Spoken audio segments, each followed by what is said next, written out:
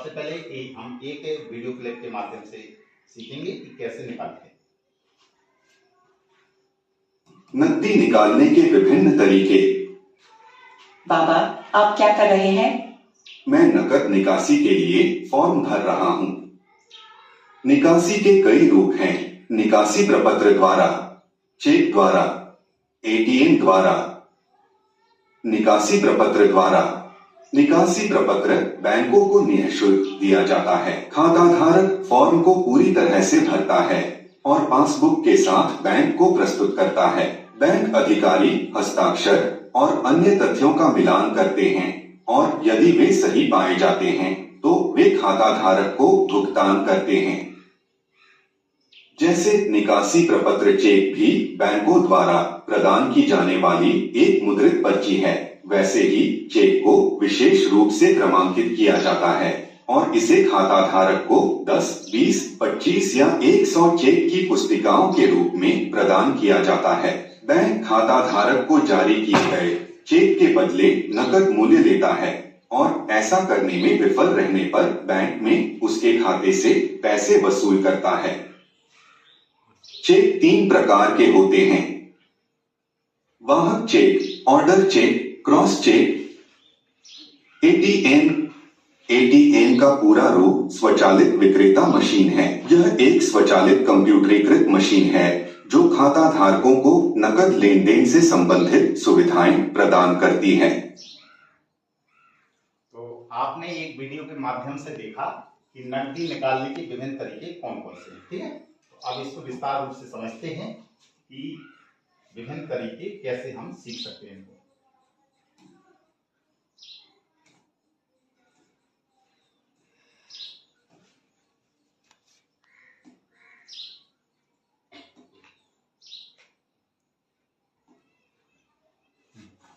ये आप स्क्रीन में देख रहे होंगे, ये लिखा हुआ है धन निकालने की विधियां। तो धन निकालने की 3 विधियां हैं। एक निकासी फॉर्म के द्वारा, एक होता है चेक के द्वारा और एक होता है एटीएम द्वारा, ठीक है। तो सबसे पहले हम चलते हैं निकासी फॉर्म द्वारा। निकासी फॉर्म ये आपका स्क्रीन में दिख रहा होगा, ठीक है। ये निकासी फॉर्म है, इसको इंग्लिश में विड्रॉल फॉर्म कहा जाता है, ठीक है। ये जो खाता फॉर्म है, निकासी आदेश जो फॉर्म है, इस फॉर्म का यूज केवल हम बचत खाते में ही कर सकते हैं, ठीक है। बचत खाते से ही इस फॉर्म के द्वारा रुपया निकल सकता है बचत खाता का, ठीक है। तो कैसे भरते हैं इसको आइए देखते हैं।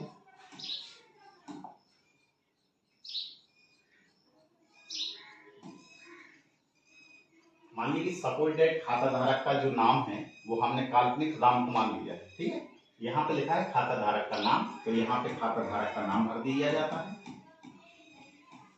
यहाँ पर लिखा है डेट, तो हम तारीख डाल देते हैं।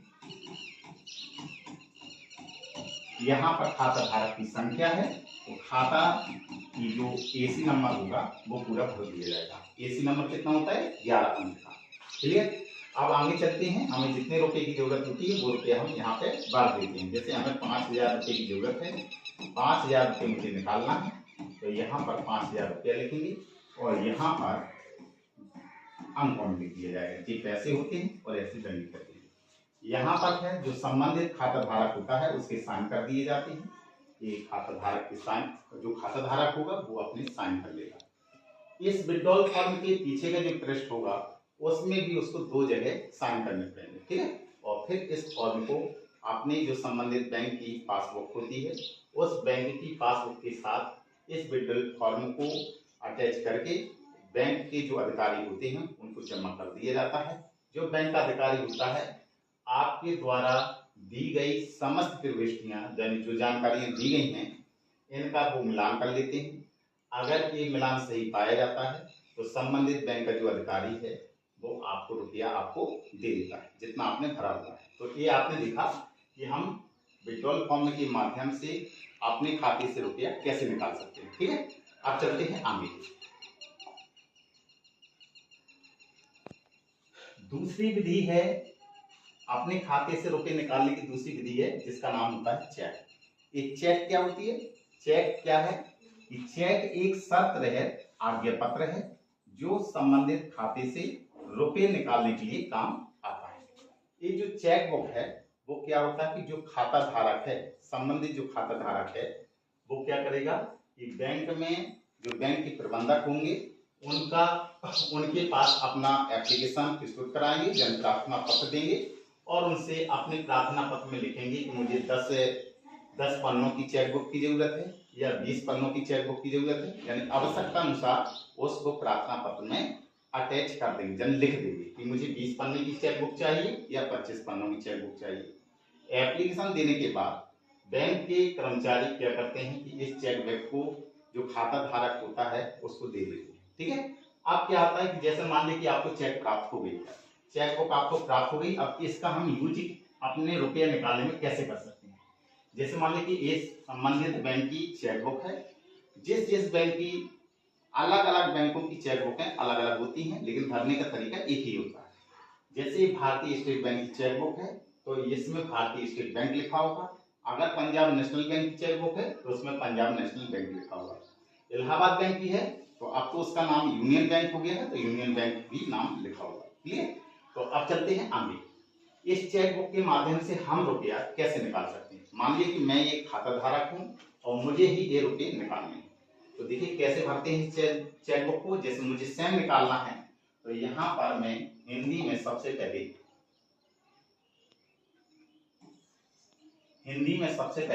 यहाँ पर मैं सेम लिखूंगा। ठीक है जी, इंग्लिश में सेल्फ लिखा है, आप इंग्लिश में भरोगे तो यहाँ पे सेल्फ लिख सकते हो और हिंदी में लिखना है तो यहाँ पे सेम लिख सकते हो। फिर क्या है, यहाँ पर तारीख है, एक काल्पनिक तारीख लिखी हुई है। मान लीजिए कि मुझे आज की डेट में रुपया निकालना है तो मैं आज की तारीख लिखूंगा, यहाँ पे तारीख लिख दी, मुझे कितने रुपए की जरूरत है, यानी मुझे कितने रुपया निकालना है, जितने रुपये निकालना होता है वो यहाँ पे भर दिया जाता है। जैसे मान लीजिए कि मुझे 5,000 रुपये निकालना है तो यहाँ पे 5,000 रुपये लिखेंगे और यहाँ पे अंकों में लिख दिया जाता है, तो अंक में लिख दीजिए आप। फिर क्या करना होता है कि जो एक यहाँ पे खाता संख्या है, एक खाता संख्या आपकी जो छपी छपाई आपकी चेकबुक मिली होगी, उस चेकबुक में खाता संख्या पहले से ही लिखा होगा। यहाँ पर संबंधित खाता धारक के पहले से ही नाम लिखा होगा कि किसके नाम से चेकबुक है। आप क्या करेंगे, जो संबंधित खाता धारक है वो यहाँ पर साइन कर देगा, मान लीजिए कि ये साइन उसने कर दिया। आप क्या करते हैं, इसके जो पीछे का पृष्ठ है उसमें भी वो 2 स्थानों पर अपने साइन करेगा और फिर इस चेकबुक के साथ किसी भी बैंक की पासबुक को देना अनिवार्य नहीं है, यानी कि इसके साथ में बैंक की पासबुक नहीं देनी है। ठीक है, ये चेकबुक डायरेक्ट सीधे जो बैंक का अधिकारी बैठे हैं उस अधिकारी को प्रस्तुत करेंगे, वो आपका इस सारी प्रविष्टियों का मिलान अपने कंप्यूटर से कर लेंगे। अगर इस प्रविष्टियां सब सही हैं तो आपको रुपया जितना आपने भरा हुआ है वो संबंधित अधिकारी आपको रुपया दे देंगे। ठीक है, तो ये आपने देखा कि चेक के माध्यम से हम रुपया कैसे निकाल सकते हैं। अब चलिए इसके आगे ही बढ़ते हैं और सीखते हैं कि चेक कितनी प्रकार की हो सकती है। तो चेक जो होते हैं वो चेक 3 प्रकार की, एक का नाम होता है बाहर चेक, इसको हम धारक चेक या बियर चेक भी कहते हैं। क्या होता है, यह चेक जिसके नाम होता है वह स्वयं अथवा किसी बाहर के द्वारा उस पर लिखी धनराशि को बैंक से प्राप्त कर सकता है। चेक पर खातेदार का हस्ताक्षर आवश्यक है। दूसरी जो चेक बुक होती है उसका नाम है आदेशित चेक। इस प्रकार के चेक का भुगतान बैंक मात्र उसी व्यक्ति को करेगा जिसके नाम चेक काटा गया है। तीसरी होती है रेखांकित चेक, जब चेक के बाएं कोने पर 2 तिरछी समांतर रेखाएं खींचकर उनके मध्य एसी पे ओनली लिख देते हैं, या ऐसे चेक को रेखांकित चेक कहते हैं। अब इनको समझते हैं कि कैसे होती है चेक। जैसे एक बारी से एक चेक को सीखते हैं। जैसे मान लीजिए सपोज दैट पहली चेक है बाहर चेक। तो बाहर चेक का मतलब क्या है,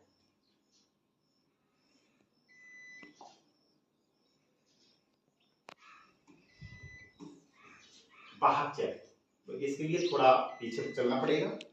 मान लिया कि ये आपकी चेक है।